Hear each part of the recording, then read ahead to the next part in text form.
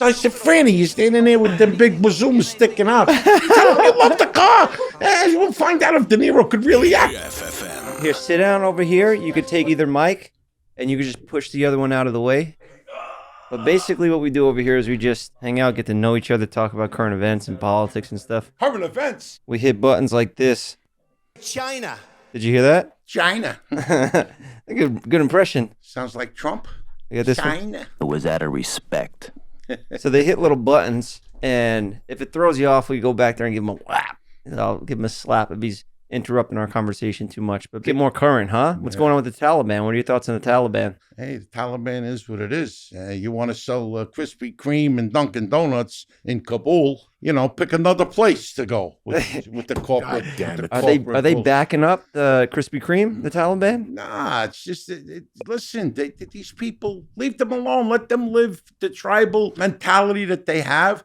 And leave them alone. What do we got to push our nonsense on everybody else? What makes us so great? Well, because we sell Coca-Cola and McDonald's? Come on, man. Let people be what they are. There's a live audience. No, think about it. I mean, that's our morals, the way we feel, especially now with everybody being offended at every little goddamn thing. Hey, you cross the street, we're against the light. Yeah, so what are you, a cop? This is what happens in the world. You have to live and let live. We got the old Italian saying, do as they do in Rome, Absolutely. See, you and me, we see eye to eye. And the guys back there hitting the soundboard, they agree too. We're all on the same page. Yeah. Let's not get into all this stuff now right off the bat. First, let me introduce. No, let's not get into that. Let me introduce the guest today. I'm a little nervous. I'm a little excited. This man is a legend. He is an actor. He was in one of the greatest movies of all time. One of my faves. We talk about it all the time. Goodfellas. Johnny Roastbeef, ladies and gentlemen. Hi, everybody. Goodfellas. My guy back there Thank you. See, that's what you're supposed to do after I introduce a guest. Thank you. See the little shower boy? He does a little too much of this. Oh, yeah. He smokes a little too much pot, and he forgets to hit buttons when the timing is right. That's okay. We're working on timing. Can you tell these guys when it comes to acting and comedy, timing is everything? Everything. Yes, everything. That's right. Forget about acting. Timing is everything in anything that you do. That's right. And these guys' timing is terrible. You see this? They're interrupting. Yeah. What happened? They brought you some food. It's No, I'm okay. I'm good. Thank you. home cooked. This is Home cooked. home cooked quality. My mother came out here. She cooked this up. Nice kids. Maryland. Okay. Maryland. Oh, you talked a little bit in the elevator on the way up? Yeah, it's from Maryland. Laurel Race Course. You ever been down there? Oh, yeah. You and I, we know each other well. I come by the restaurant a lot. Nowadays, you spend a lot of your time over at Rayo's. Oh, yeah. Best spot in town. My favorite restaurant in the world. Legendary 125-year-old restaurant in New York City. Can't get a table, no matter what. Tiny spot. It's got 6 tables and 4 booths. So therefore, with 48 seats in the place, how do you get a reservation? You are the New York City culture that the place needed when it moved out to Los Angeles. Now, when I walk in that place, it's a piece of home when I go in there. I feel like I just walked into a portal and I'm in New York City. And there's Christmas lights up all year round. The whole atmosphere is just fucking New York. Even the waiters all have accents. Right. I don't know if these are actors that you have trained. They're picking my accent up. They pick it up. That's what these guys do. They start talking like me. And they start, right. That's what happens, But the feeling of you being at home is exactly what we're looking for. We're looking for people to come in and the hospitality to be there. The food has to be great, and we all know that. You don't go to a restaurant to Unbelievable get bad food. You want bad food, you let your wife cook for you. My mother, she wasn't the best cook, but one thing she got right was the meatballs. And everybody always says, every Italian, every really real Italian from New York, your mother's meatballs are the best. It's just what you grew up on. It's what you know. Well, it reminds you of your childhood. And Rayo's, I can say that would be an acceptable substitution. Yeah, we got that down pat. Down pat. But you want to have a free-for-all, ask 5 Italians how to make a meatball. In 3 minutes, there's a fist fight, and in 5, they're looking for serious weapons. I mean, this is what happens. See, now I told him, because this is my assistant here, I told him to go get some quality Italian food. And what he did was he went to Olive Garden and he got those breadsticks. And I thought you would have noticed that and been insulted. And I was hoping. I don't know Olive Garden. You've never even been there. Never even walked in the fucking. Foot in it. I have no. Get the fuck out of here. We're going inside fucking Olive Garden. It's funny. Yeah, right. Disrespect. In a plastic container. You get this from. Get this the fuck out of here. Right. Bring it from Ralph's. He got it from Ralph's. There's nothing wrong. I don't want to disrespect Ralph's because I know they sell Rayo's sauce at Ralph's. Oh, yeah. But anybody that offers you Parmesan cheese in a plastic container, what is it, a plastic cow? He came in here so disrespectful. Made the cheese? Come on. And I apologize for him. I'm just being funny. He's a representation of me. Kid. You know what? If you pulled out a gun and shot him in the foot like Spider, then that's even. Spider.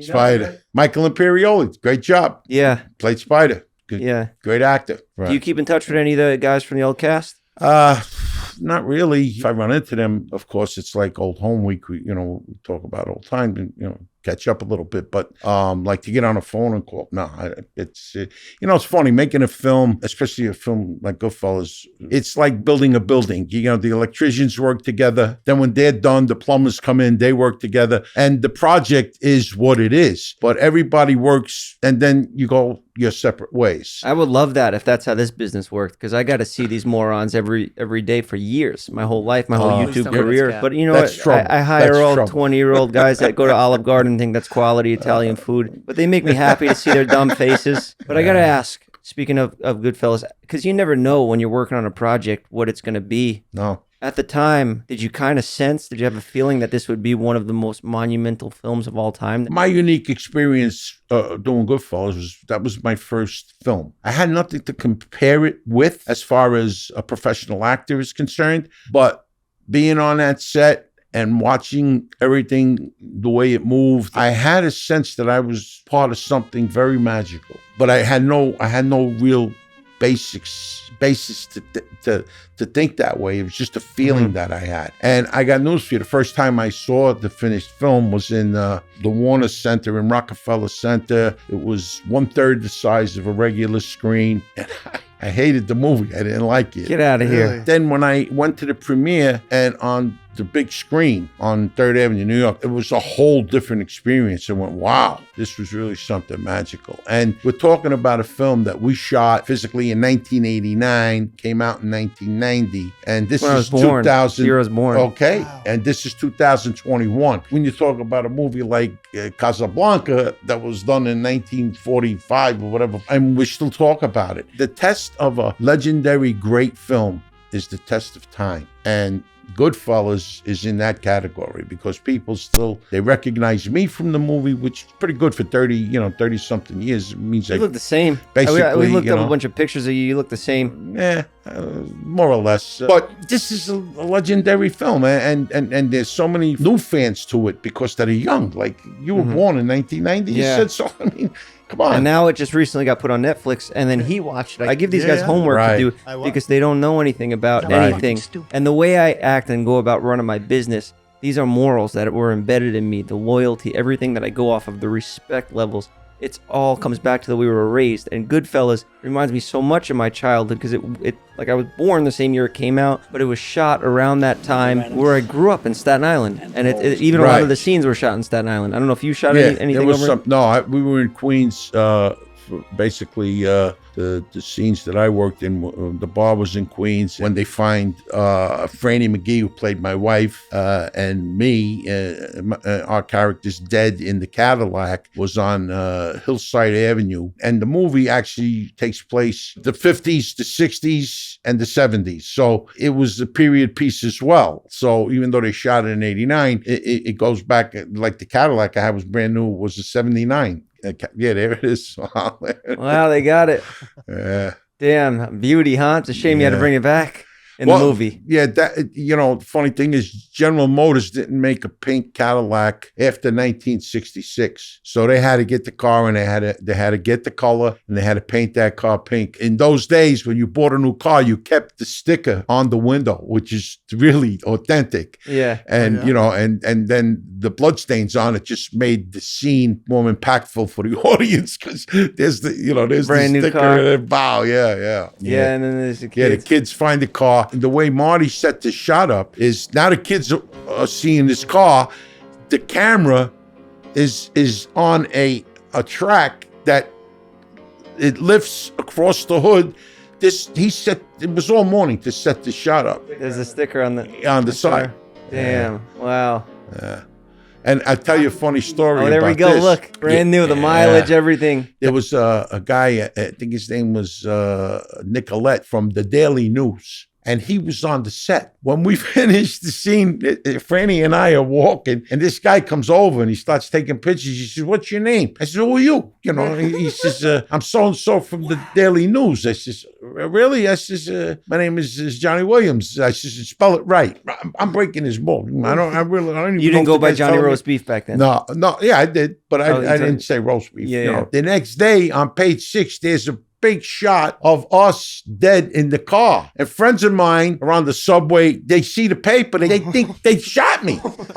They couldn't comprehend it was a movie. No, because I didn't tell anybody about it.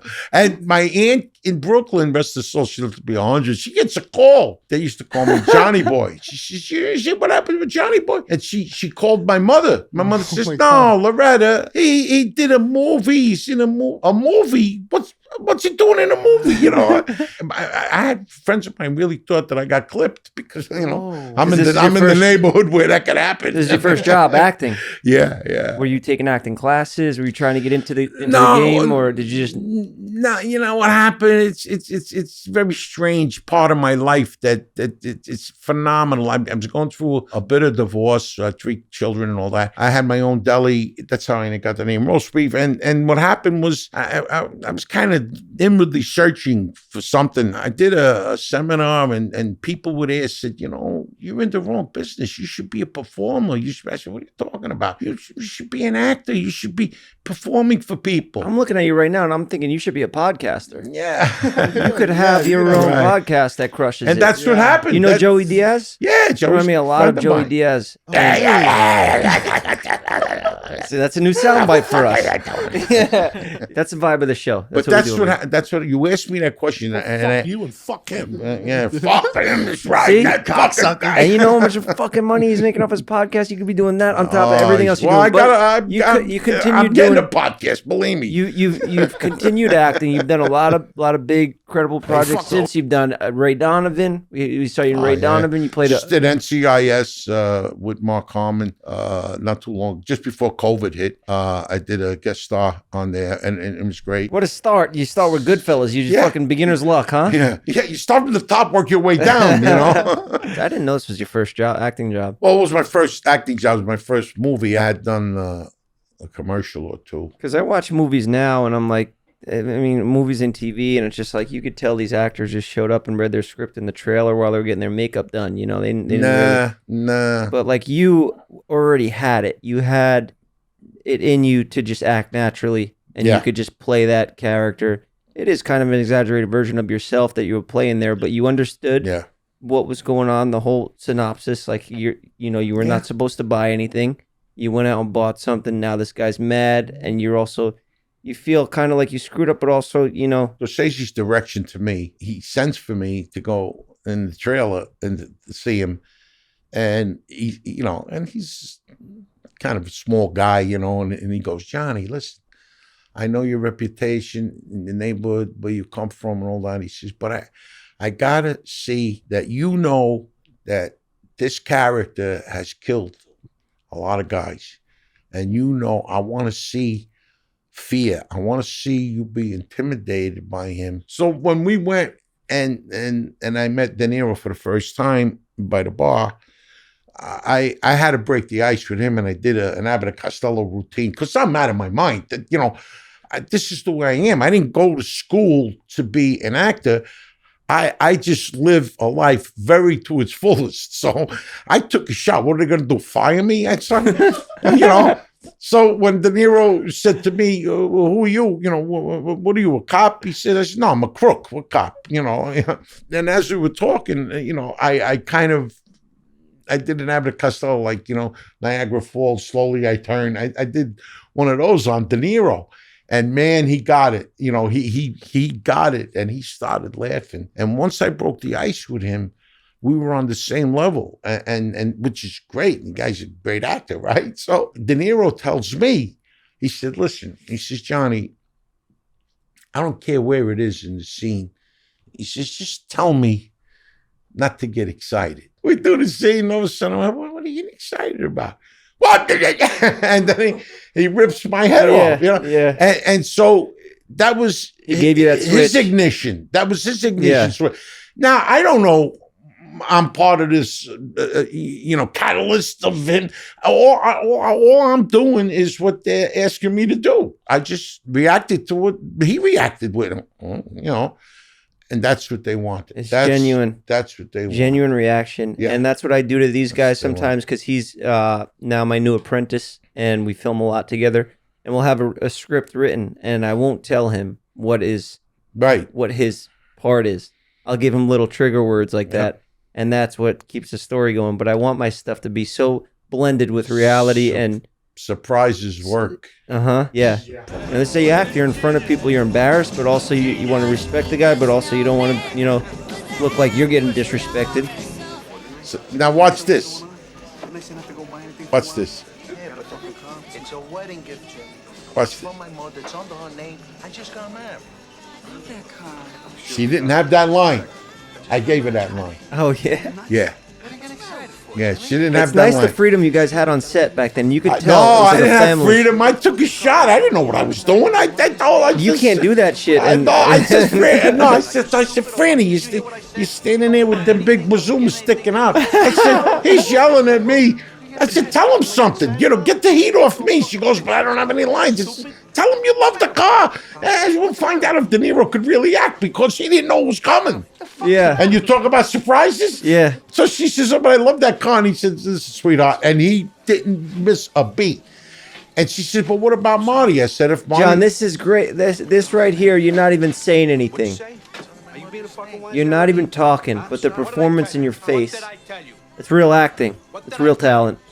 You don't buy anything, you hear me? Don't buy anything.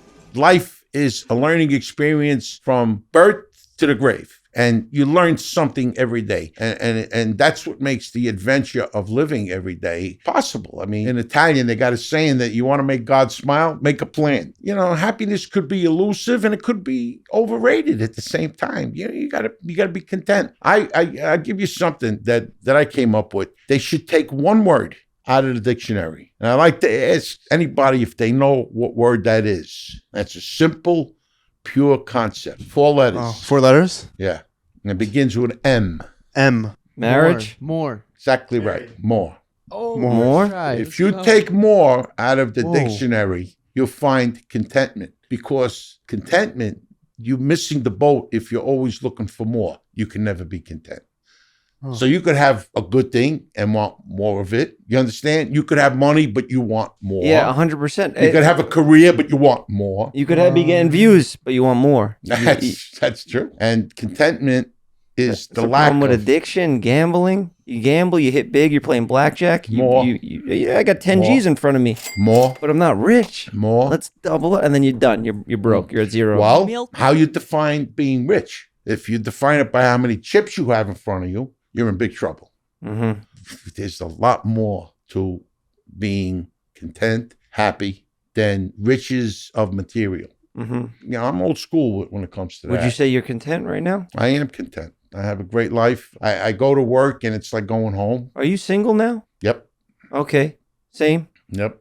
I wake up sometimes feeling a little lost. This week I've been in a little bit of a slump. I'm searching for that more. We're working on a new show and it's a lot of stress because But let me tell you something. You're rich because of the awareness that you're a little in a funk. Uh-huh. That awareness makes you rich because that awareness is telling me and telling you that you know what's happening. You're with the program. Yeah. People that they get numb because they don't want to be aware of what's... Well, a lot of people, like where we come from, and I'm sure back in your day, you say you're depressed or something, your mother will slap you. It was a weakness. Yeah. But it's not a weakness. It's a strength, actually. Because if you're aware of being depressed, if you're aware of being lonely, you could be lonely in Yankee Stadium with 80,000 people. But as long as you're aware of that, there's no weakness there. Yeah.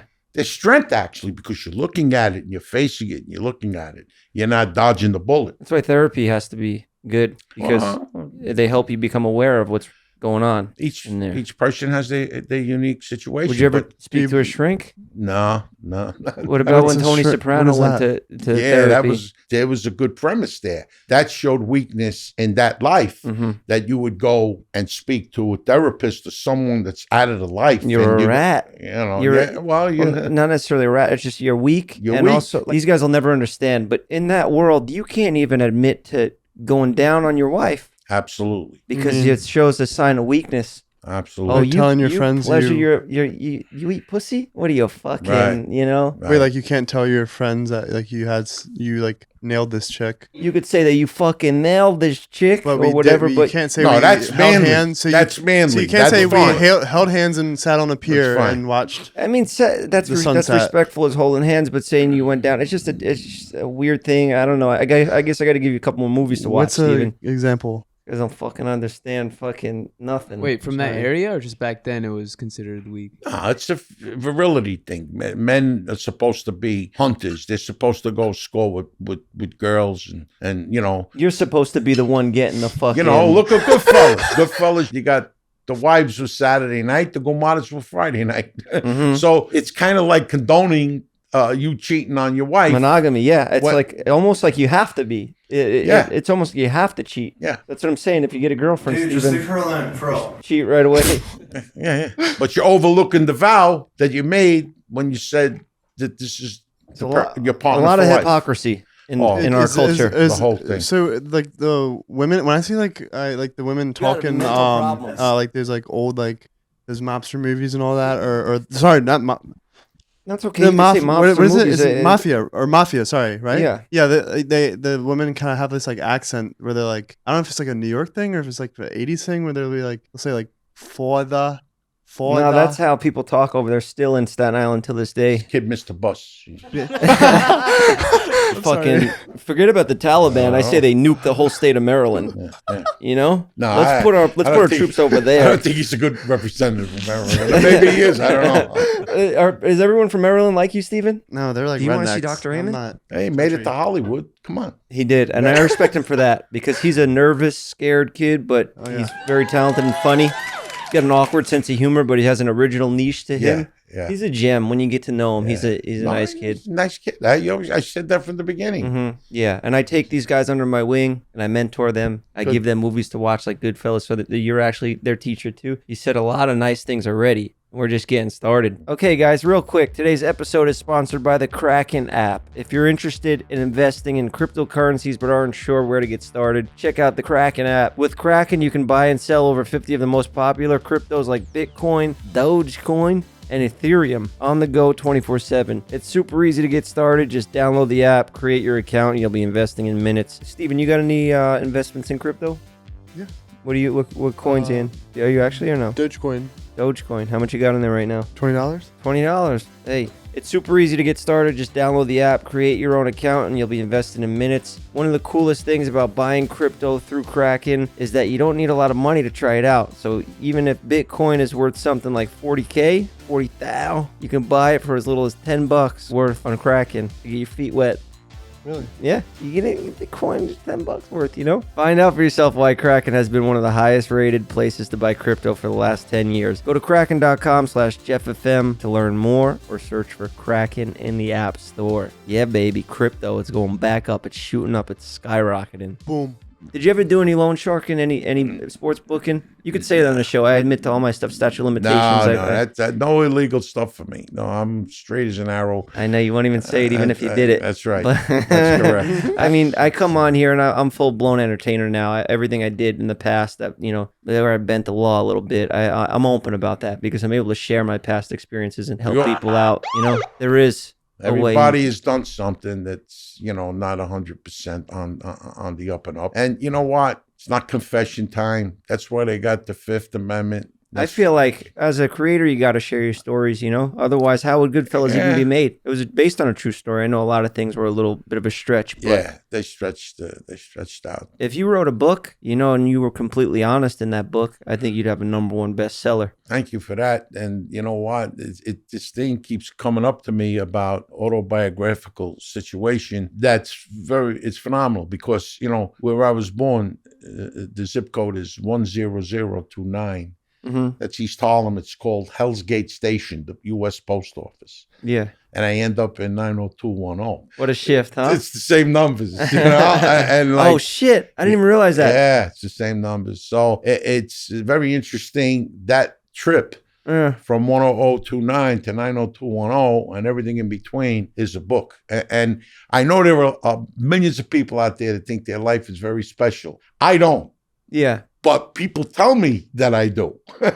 Same. So I there might be something to that, But the thing is, if you were to tell me 5 years before I did the movie Goodfellas that I would be on the screen with the likes of Pesci and De Niro and Martin Scorsese, I'd tell you need a straitjacket. There I am in a deli in Harlem, a little deli slicing provolone all day long and cooking eggplant parmesan and then I turn out in one of the finest movies ever come out of Hollywood, and then pack up my car in 1991 and come to Los Angeles without any guarantee.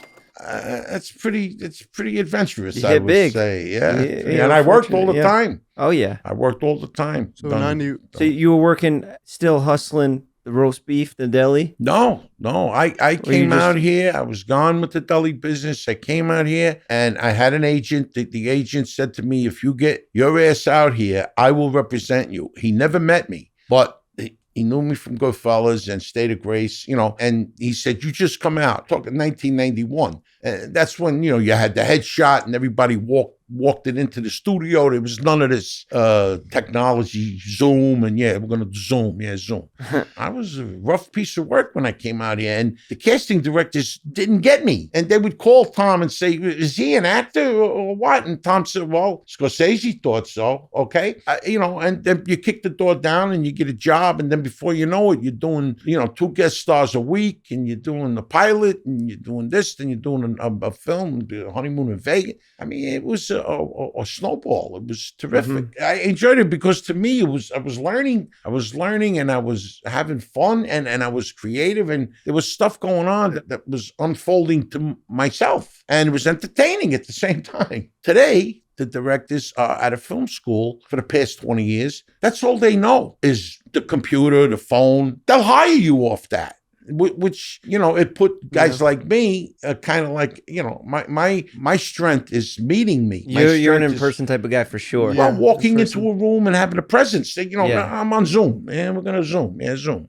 So back to Goodfellas, when you met Scorsese, he met you at the restaurant, met me at the deli? He met me in the restaurant. I first went to an open call on 57th Street at Juliet Taylor's office, where Ellen Lewis was working out of. And I had met Juliet Taylor like maybe a year before down Rayos, because I lived up the block and I'm hanging out at Rayos since 1970. Anyway, Frankie Sr. told me, he says, Johnny, go down to Juliet Taylor's office. They're looking for wise guys in this movie that they're doing. Go down there and see her. I said, all right.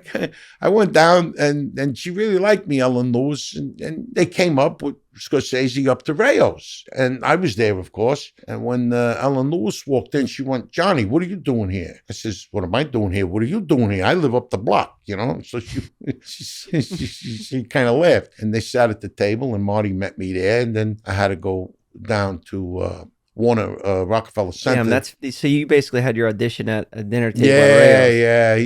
That's a lot less stressful than walking into an audition room out in Hollywood when you're meeting casting directors and. Well, I had to still read for the movie. You did it at the table at Rayos? No, I down at Rockefeller Center. I was in my deli, and then all of a sudden I got this appointment to go down there.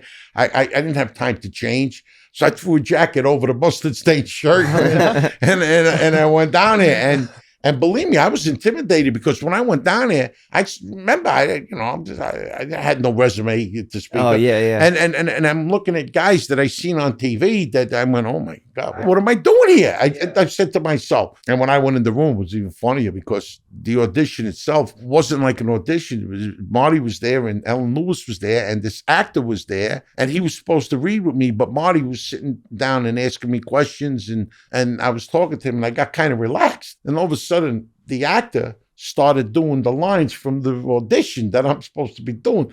So I turned around and I said, in my head, I said, they're throwing a curveball at me here because it came out of nowhere. So I said, all right. So then I turned around. The actor was looking at the script at his feet. So all I saw was the top of his head. So now I'm trying to respond to him, and then I just quit. I got up and I said, hey, look, I talk to wise guys, real wise guys, under penalty of death to their face. I'm not talking to a head here. I'm sorry. And Marty started laughing. That sold it right there. Marty started laughing, and Ellen Lewis, they and I think that got me to. Yeah, I mean, it sounds like it, because the thing about Marty, his movies, they're so authentic. Even he's his own mother for Pesci's mother. Katie's nice. And she was nice. Rest in peace. She was good. That's what movies lack nowadays, is just people that they don't do enough research. They don't have people consulting them. Like Goodfellas was as real as it gets. And it's not a caricature. It's the real deal. That's what the magic was of Goodfellas, was that in 1 minute they're gonna kill a guy, tonight, and then they're playing cards and having fun, and he turns around and he says, that thing, later on, forget about it. Because we're having such a good time. Now we'll kill him another night, but not tonight. Which believe me, I've sat at tables very similar to that kind of dynamic. I'm real. I'm from Harlem. I'm around, and I've seen genuine crazy guys that were in the street, and something like that. When they laugh, that's what the audience tapped into, even though they don't really understand that dynamic. But that's what they tapped into. The thing is that they're laughing. Yeah, but they're just sick fucks. Sick. Yeah. Sick. Yeah, you grew up in a little different era than I did, but you come to a crossroads where you kind of determine what your life is going to be. And if you're going to be with that, making a few dollars here and there, and you want that to be your life, and you make that choice, then that's the road you take. Mm-hmm. And whatever consequences come, they come. But if you see early enough that, the downside is a little too much for the kind of guy I am, then you go to work and you live your life. And statistically, if you look at the odds, there's not many guys your age that are still rocking and rolling. Well, when you're from a neighborhood where you try to kill an elephant with a bean shooter, there is no odds. Yeah, I look at life like the letter Y, that you're running straight. Your parents are teaching you basically the morals that you stand on and the foundation, and then you come to that Y where you could go this way, or you could go this way.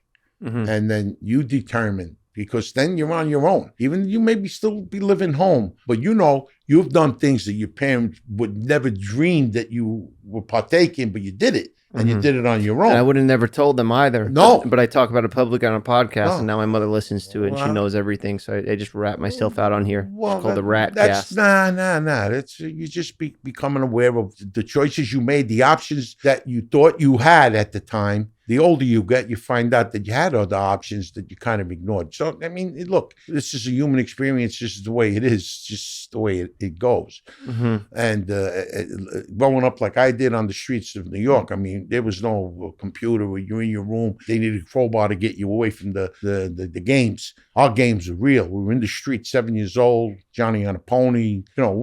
We did. We were on the street. No, they didn't have the ponies. Yeah, Johnny on a pony. No, we made the pony. The pony was the guys that had to lock arms, and then you had to jump on them. Yeah. Oh, yeah. Oh, I thought you meant like actual ponies. No, this is an old term saying a game they used to play back then, right? Is that what you're saying? Johnny on a pony, yeah. Johnny on a pony. This episode is sponsored by DoorDash. What do you want to eat tonight? Maybe you want a home-cooked favorite, but don't feel like going to the store, or you want something exciting and new, but it would be great to stay in tonight and maybe watch a movie. DoorDash connects you with everything you want, whenever and however you want it. You get it delivered right to your door. Get what you want to eat right now, right to your door with DoorDash. Along with restaurants you love, you can now get groceries and other essential items delivered with DoorDash. Like, these babies, I'm ordering these on DoorDash. Ordering is easy, and your items will be dropped off safely outside your door when you choose contactless delivery drop-off. Sometimes you might not be in the mood to see the delivery man and all that. They just drop it. You got the option, they could just drop it right there. Mm-hmm. and then you just come out, pick it up when you're ready, and just, you know, That's what I do. back in your house all scared. I actually enforce DoorDash here at Jeff FM Studios because I don't want people leaving to go waste time on the road, sitting in LA traffic, buying the food and waiting for it to get made and then coming back here. That's hours out of our schedule. We need everybody editing all day long, so you DoorDash it. You DoorDash it or you get whap. It's work efficient. For a limited time, our listeners can get 25% off and 0 delivery fees in their first order of $15 or more when you download the DoorDash app and you enter code JeffFM. That's 25% off up to $10 value and 0 delivery fees on your first order when you download the DoorDash app in the App Store and you enter code JeffFM. Don't forget, that's code JeffFM in the App Store for 25% off your first order with DoorDash. I have to say this legally, so I will sing it. Subject to change, terms apply. Back to the show. Johnny Roastbeef's gonna kill your whole family. It's nice that you can now share your experiences and help people out. That's what we try to do here. Oscar, pull up a caller. Call Casey because this is a young viewer of the show. Okay. And she's comes from a very religious family. No cursing. Hey, how you doing, Casey? Nice to see you. It's Casey's mom. Hi, Casey. This is Johnny Roastbeef. I gave you guys the homework to do. Casey is 20 years old. She hasn't seen Goodfellas, but it is on Netflix. She's going to watch it soon. Now, Casey's mom has seen it, of course. They recently got tattoos for the first time. No. You big on tattoos? No. You don't have a single tattoo? No. Don't put a bumper sticker on a Bentley? Right. It's against it's not against anything. It's my sense of sanity why I won't mark up my body. My body's in bad enough shape. I don't need to mark it up. Yeah, well, they recently got some tattoos. Casey, do you want to go ahead and show everybody the tattoo that you got? Do you see that? God, no way. Wow. I can't believe it. That's the sign on the wall here, John. Yeah. She put the Jeff FM on her arm for life. No way. And her mom allowed her to do that. I can't believe it. Wow. Unbelievable. You guys are nuts. You guys are insane. And what if we cancel this show in a week? What are we going to do then? Are you going to put something over? You got mental problems. I mean, yeah, okay, that's disrespectful, but that wasn't me. That was the guys saying that from a past time. You don't have mental problems. I appreciate the support of the show and your loyalty, but now I got more pressure. I got to keep this show going for life because she's got that tattooed on her body. She's got a nice fans. And the mom went and got a Johnny Roast Beef tattoo. Yeah. Believe it or not. She pulls out a roast beef. That's never going to happen. You can forget it. No. I mean, I'm sure there's people out there with Goodfellas tattoos and Johnny Roast Beef tattoos out there. You know, that pink Cadillac has got to be tattooed on all people all over the world. Yeah. But thank you guys for calling in and just, you know, supporting the show. Maybe that'll give these guys a little boost, you know, let them know how important this show is, you know? Do you believe that, Steven? There's a damn Jeff FM tattoo out there. I can't believe it. Like, they were talking about getting them, and I was like, don't do it, because I don't even know if we're going to have this show forever. You know, I'm so indecisive. I go through phases. This thing might be done in a year. I might be doing a show with Johnny, and it'll be like Johnny and Jeff talk or whatever. Johnny J and J. Yeah, it was something like that. Beef would be nice to throw in there because, you know, it's a nice term.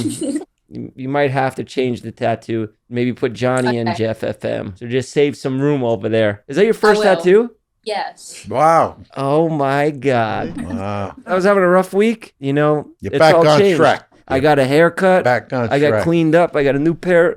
I went shopping. I got some sneakers. I got these guys. Not, you know, maybe not for you, but it's just making me feel good again. You know? Why not? I'm enjoying life again. That's a good thing. And you're a big part of that, Casey. Thank you. Thank you. So sweet. Do you have any advice for her on maybe any other tattoos or future life choices? You're 20 years old. You got your whole life ahead of you. Advice to the mom: give her a drug test.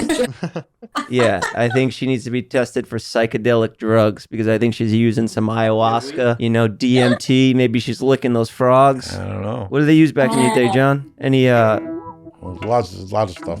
LSD? LSD. Are we talking? Do a little LSD and listen to the Big Beatles? Trip. No, I wasn't a real big Beatle fan. Beatle fan, no? So later. I appreciate them later, but not during. Well, thank you guys for calling in. You were great. I love you. Thank you for the support. Good luck with that. I want to say bye. You guys are the best. Bye. Bye. Man, how fucking nuts is she? That is wacky. Yeah. That is nuts. I hope she gets fucking drug tested by her mom, because that is a nice Christian family. When I first talked to them, I wasn't even allowed to curse on the call. Right. And then next month I talked to them, she's getting my thing tatted on her body. So, you don't realize as an entertainer such as yourself that you affect people. I mean, I get letters from a lot of people about they're fans of mine or whatever. They write down that, you affected my life. I get so entertained. I've been following your career and all that. And I'm looking, I'm going, why? Why? But you do, as an entertainer, when you touch somebody, that's the whole art of acting, in my opinion, is the touching people. It isn't like, you have to be this great Shakespearean type of, Shakespeare came from the Bronx. It'd be the same thing. Yeah, really. If you touch people and they understand you, people in the restaurant, they listen to me. You see, I go over to the tables, strange people that I never saw before. First time the highlight of the dinner. We interact with one another. And I don't have a command of the English language by no means. At the same time, you get their attention, whatever is transpiring in a conversation. That's what acting is, communicating. And that's why when all was said and done, I'm in a deli in Harlem, and then all of a sudden I'm in movies and I'm entertaining people and camera and action and that.